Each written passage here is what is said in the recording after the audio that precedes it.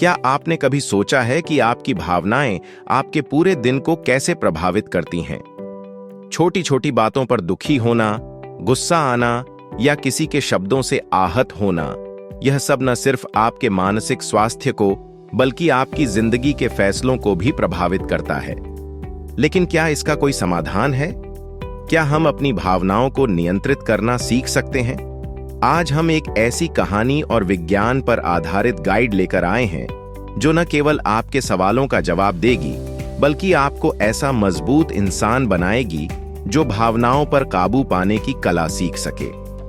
चलिए इस रोचक और ज्ञानवर्धक सफर की शुरुआत करते हैं। सबसे पहले जानते हैं भावनाओं का साइंटिफिक एंड साइकोलॉजिकल एस्पेक्ट्स।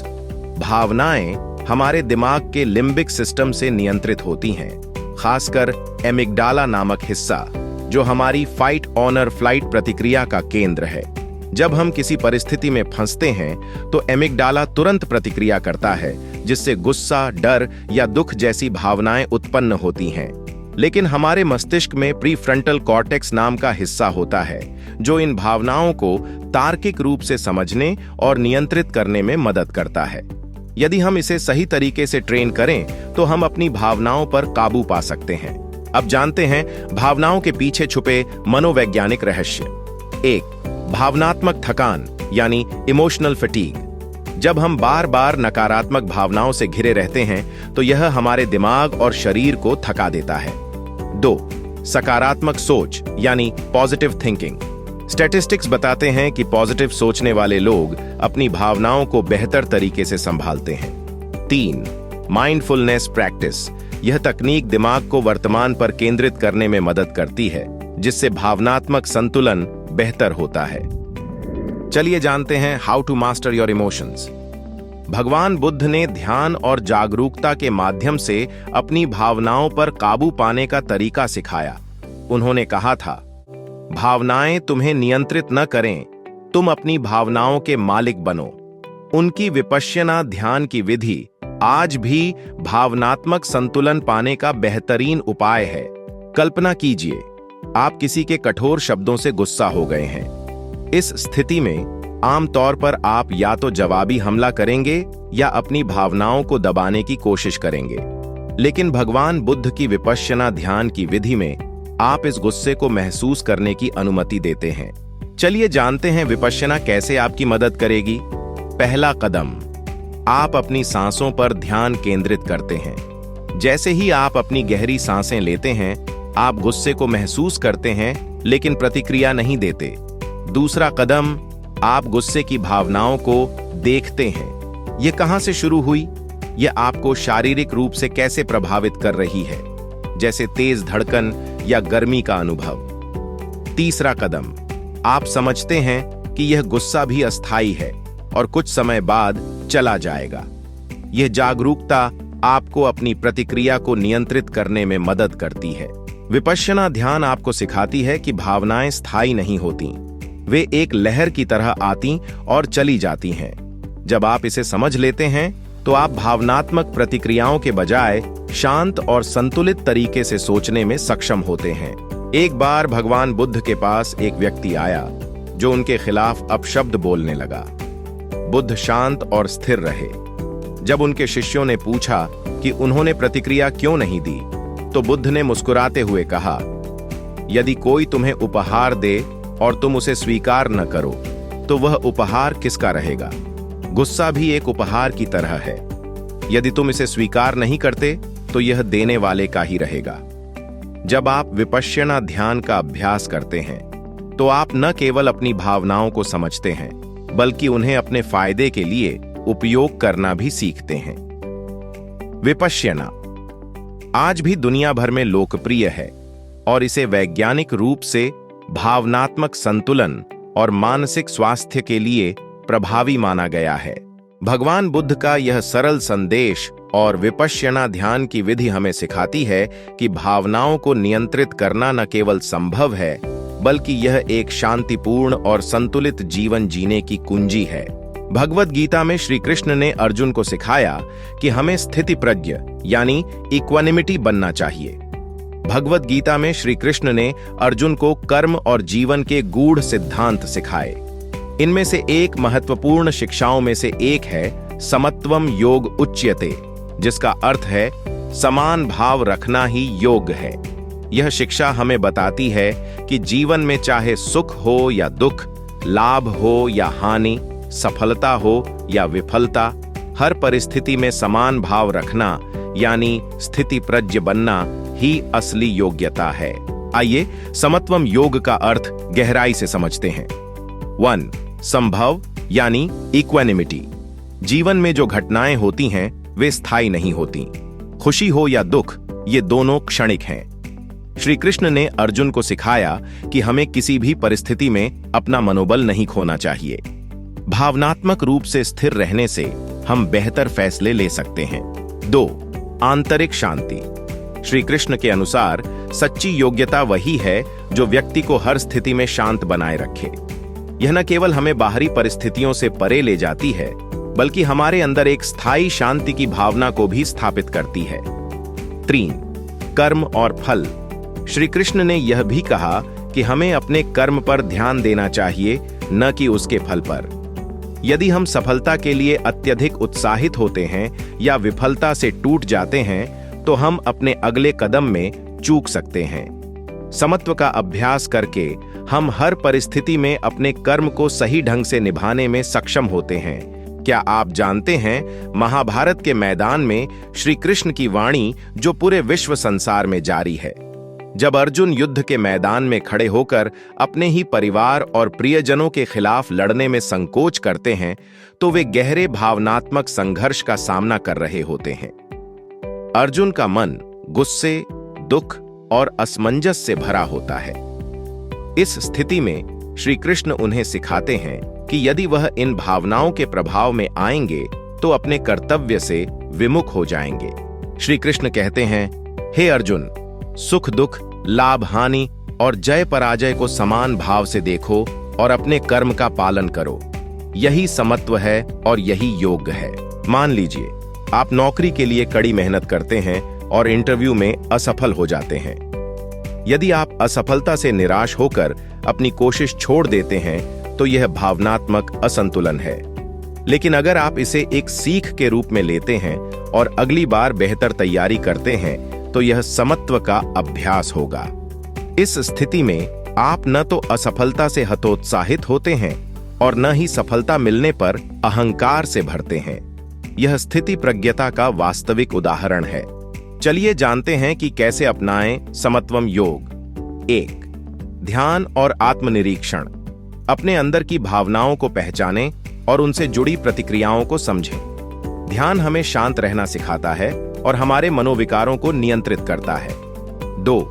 कर्म पर ध्यान, फल पर नहीं। किसी भी कार्य को पूरी मेहनत और ईमानदारी से करें, लेकिन उसके परिणाम को स्वीकार करने के लिए तैयार रहें। 3. संतुलित दृष्टिकोण। जीवन की हर घटना को संतुलित दृष्टिकोण से देखें। सफलता को अपनी पहचान न बनने दें और असफलता को अपनी कमजोरी। 4. स्वीकृति यानी एक्सेप्टेंस। सुख और दुख दोनों को जीवन का हिस्सा माने। जब हम यह समझ लेते हैं कि हर चीज अस्थायी है तो हमारा मन शांत रहता है। वंस अपॉन अ टाइम एक गांव में एक किसान के पास एक सुंदर घोड़ा था। एक दिन घोड़ा भाग गया। गांव वाले बोले, यह बहुत बुरा हुआ। किसान ने कहा, शायद। कुछ दिनों बाद घोड़ा लौट आया और अपने साथ जंगली घोड़े भी ले आया। लोग बोले, यह तो बहुत अच्छा हुआ। किसान ने फिर कहा, शायद। अगले दिन किसान का बेटा एक घोड़े पर सवारी करते हुए गिर गया और उसकी टांग टूट गई। लोग फिर बोले, यह बहुत बुरा हुआ। किसान ने कहा, शायद। कुछ दिनों बाद सेना गांव में आई और जवानों को युद्ध के लिए ले गई, लेकिन किसान का बेटा बच गया क्योंकि उसकी टांग टूटी हुई थी। यह कहानी बताती है कि हर घटना को अच्छे या बुरे के रूप में आंकने की बजाय इसे स्वीकार करना चाहिए। समत्वम योग उच्यते हमें जीवन का सबसे महत्वपूर्ण सबक सिखाता है, हर परिस्थिति में संतुलन बनाए रखना। यदि हम इस सिद्धांत को अपने जीवन में उतारते हैं तो न केवल हम शांत और खुशहाल रहेंगे, बल्कि हमारे कर्म भी प्रभावी और सटीक होंगे। श्री कृष्ण की यह सीख आज भी उतनी ही प्रासंगिक है जितनी महाभारत के समय थी। सच्चा योगी वही है जो जीवन के हर उतार चढ़ाव में संभाव बनाए रखे। महात्मा गांधी ने अपने जीवन में भावनाओं पर नियंत्रण पाने और आत्म संयम के महत्व को बार बार रेखांकित किया। उनकी आत्मकथा माय एक्सपेरिमेंट्स विद ट्रूथ में उन्होंने यह स्पष्ट किया कि किसी भी स्थिति में सत्य, धैर्य और अहिंसा के मार्ग पर चलकर भावनाओं को नियंत्रित किया जा सकता है।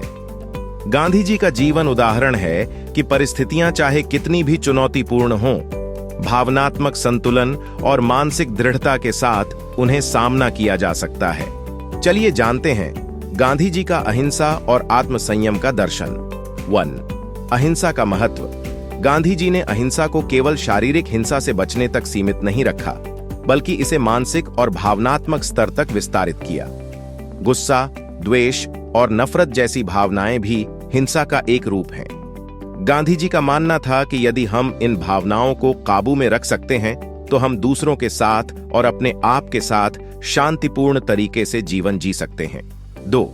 आत्मसंयम का अभ्यास। गांधी जी ने सिखाया कि आत्मसंयम का अर्थ है अपनी इच्छाओं और भावनाओं को नियंत्रित करना।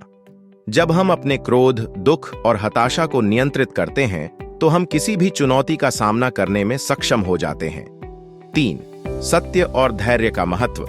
सत्य यानी ट्रूथ। गांधी जी का मानना था कि सत्य हमें आत्मविश्वास और आंतरिक शांति प्रदान करता है। धैर्य यानी पेशेंस। उन्होंने धैर्य को भावनाओं पर नियंत्रण का सबसे प्रभावी साधन बताया। गांधी जी जब दक्षिण अफ्रीका में वकालत कर रहे थे तो एक बार उन्हें प्रथम श्रेणी का टिकट होने के बावजूद ट्रेन से बाहर फेंक दिया गया था। यह घटना उनके लिए अपमानजनक और भावनात्मक रूप से बहुत आघातपूर्ण थी, लेकिन उन्होंने उस गुस्से और अपमान को अपने ऊपर हावी नहीं होने दिया। उन्होंने शांत मन से इस घटना पर विचार किया और इसे नस्लीय भेदभाव के खिलाफ अहिंसक संघर्ष की प्रेरणा बना लिया। यदि गांधी जी ने उस समय गुस्से में प्रतिक्रिया दी होती तो शायद वे इतिहास में अपने योगदान के लिए याद न किए जाते। उन्होंने अपनी भावनाओं को नियंत्रित किया और उन्हें एक बड़े उद्देश्य के लिए उपयोग किया। चलिए जानते हैं गांधी जी के आत्मकथा माय एक्सपेरिमेंट्स विद ट्रूथ में वर्णित भावनात्मक नियंत्रण के तरीके के बारे में। 1. सत्य के प्रति निष्ठा। गांधी जी ने बताया कि सत्य की साधना व्यक्ति को अपनी भावनाओं पर नियंत्रण रखने में मदद करती है। जब हम सत्य बोलते हैं और सत्य के अनुसार काम करते हैं तो हमारा मन शांत रहता है। यदि कोई हमें गुस्से में गलत बोलता है तो उसे सच्चाई और शांतिपूर्ण तरीके से उत्तर देना चाहिए। 2. धैर्य का अभ्यास। गांधी जी ने लिखा कि धैर्य किसी भी स्थिति में भावनात्मक संतुलन बनाए रखने का सबसे बड़ा हथियार है। उन्होंने अपने परिवार के साथ कई कठिनाइयों का सामना किया, लेकिन हमेशा धैर्य और संयम से काम लिया। 3. अहिंसक प्रतिक्रिया। सत्य के प्रयोग में गांधी जी ने बताया कि कैसे उन्होंने हर कठिनाई का सामना अहिंसा के माध्यम से किया। क्रोध या गुस्से के समय चुप रहकर स्थिति को समझना अहिंसक प्रतिक्रिया का पहला कदम है। मान लीजिए आप अपने काम में कड़ी मेहनत कर रहे हैं, लेकिन किसी सहकर्मी ने आपके खिलाफ झूठी अफवाह फैला दी। सामान्यतः यह सुनकर आप गुस्से से भर सकते हैं और उसी स्तर पर जवाब दे सकते हैं, लेकिन गांधी जी की शिक्षाओं का अनुसरण करते हुए आप शांत मन से स्थिति का आकलन करेंगे। सत्य की रक्षा करते हुए आप अपने काम और व्यवहार से यह साबित करेंगे कि अफवाहें गलत हैं। आपका धैर्य और सत्य पर टिके रहना अंततः आपके पक्ष में काम करेगा। आइए जानते हैं आधुनिक जीवन में गांधी जी के सिद्धांतों का उपयोग के बारे में। 1. अहिंसक संवाद। जब भी कोई आपको उकसाए, तुरंत प्रतिक्रिया देने से बचें। पहले ठहरें, सोचें और फिर शांतिपूर्ण तरीके से उत्तर दें। 2. सच बोलने का अभ्यास। कठिन परिस्थितियों में भी झूठ का सहारा न लें। सत्य का पालन आपको आंतरिक शांति देगा। 3. धैर्य का विकास। जब कुछ चीजें आपके अनुकूल न हो तो धैर्य रखें। याद रखें, समय के साथ सभी समस्याएं सुलझ जाती हैं। गांधी जी ने ब्रिटिश शासन के खिलाफ नमक सत्याग्रह का नेतृत्व किया। यह आंदोलन पूरी तरह अहिंसक था। ब्रिटिश सरकार ने अत्याचार किए, लेकिन गांधी जी ने अपने गुस्से और नाराजगी को नियंत्रित रखा।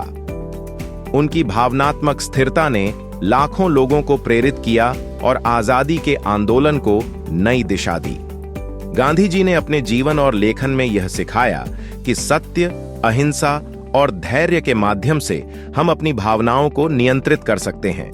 उनकी यह शिक्षा आज भी प्रासंगिक है।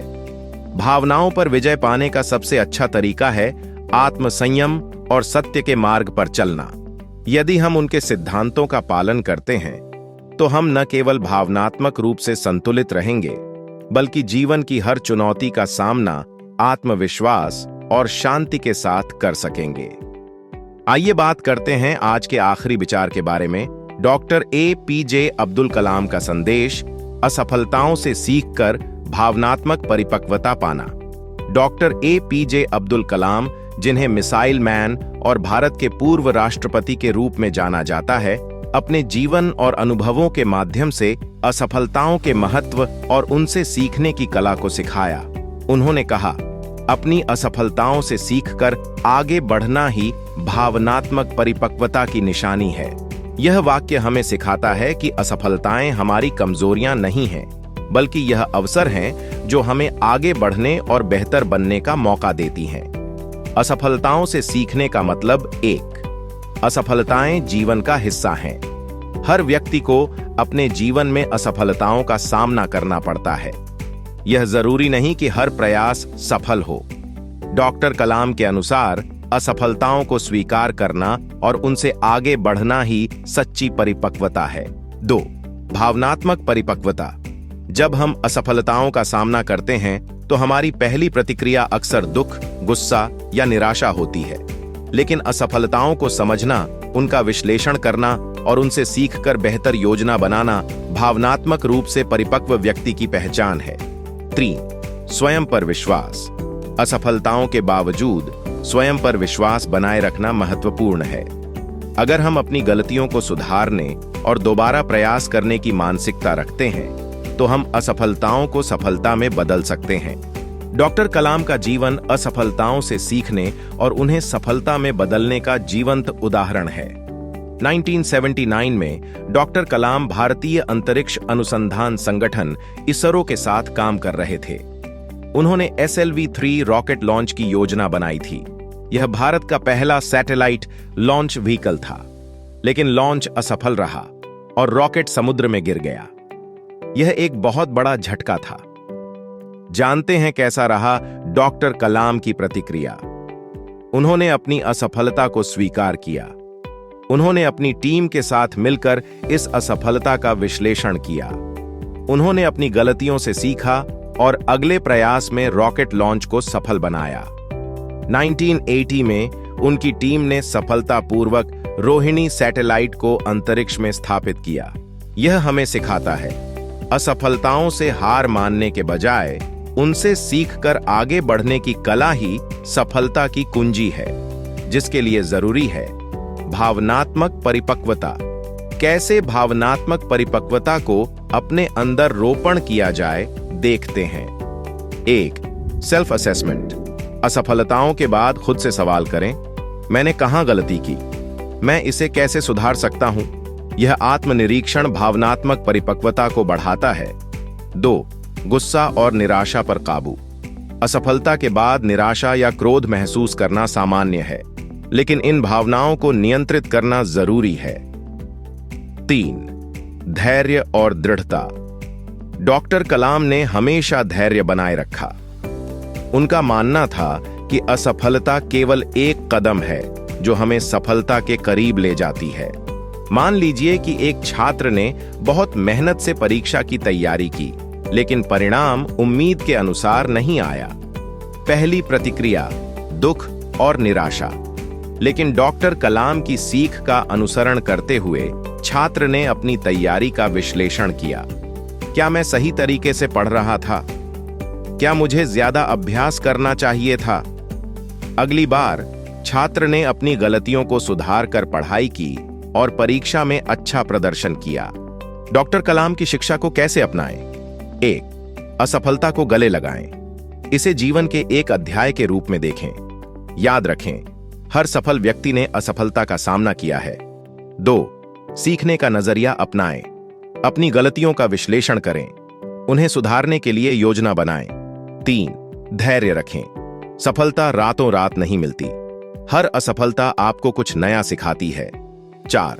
प्रेरणा लें। डॉक्टर कलाम, थॉमस एडिसन और अन्य सफल व्यक्तियों के जीवन से प्रेरणा लें। एडिसन ने बल्ब बनाने से पहले 1000 बार असफलता का सामना किया, लेकिन उन्होंने कहा, मैंने 1000 असफल तरीके खोजे हैं। डॉक्टर कलाम ने कहा, असफलता आपको सफलता के लिए तैयार करती है। अगर आप असफलता को सीखने का जरिया बनाते हैं तो यह आपकी सबसे बड़ी ताकत बन सकती है। डॉक्टर अब्दुल कलाम ने हमें सिखाया कि असफलताओं से भागने के बजाय उनका सामना करना चाहिए। उनसे सीखें, धैर्य रखें और अपने लक्ष्य की ओर बढ़ते रहें। असफलताएं हमारी हार का संकेत नहीं हैं, वे हमारी अगली सफलता की ओर इशारा करती हैं। यदि हम उनकी इस शिक्षा को अपने जीवन में अपनाते हैं तो भावनात्मक परिपक्वता और सफलता हमारे जीवन का हिस्सा बन जाएगी। जानते हैं भावनाओं को नियंत्रित करने के उपाय। 1. Self awareness. अपनी भावनाओं को पहचानें। समझें कि कौन सी परिस्थिति आपको गुस्सा, दुख या डर देती है। 2. Breathing techniques. गहरी सांस लें। यह आपका एमिगडाला शांत करता है और प्रीफ्रंटल कॉर्टेक्स को सक्रिय करता है। 3. ध्यान और मेडिटेशन। विपश्यना। ध्यान। अपनी सांसों पर ध्यान केंद्रित करें। माइंडफुलनेस। वर्तमान पल को महसूस करें और उसे स्वीकार करें। 4. जर्नलिंग। अपने विचार और भावनाओं को लिखें। यह आत्मविश्लेषण में मदद करता है। 5. Physical activity. योग, एक्सरसाइज या दौड़ने जैसी गतिविधियां नकारात्मक भावनाओं को दूर करने में सहायक होती हैं। 6. Positive relationships.